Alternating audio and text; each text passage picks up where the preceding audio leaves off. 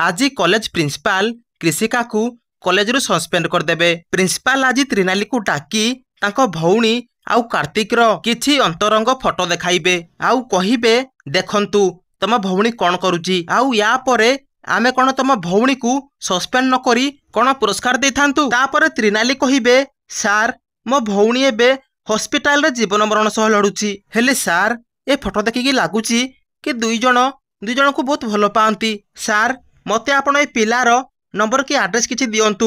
पुणी प्रिंसिपाल कहिबे ना एसबू मो द्वारा हो पारिबनी ए सबू मो प्रोटोकॉल बाहर।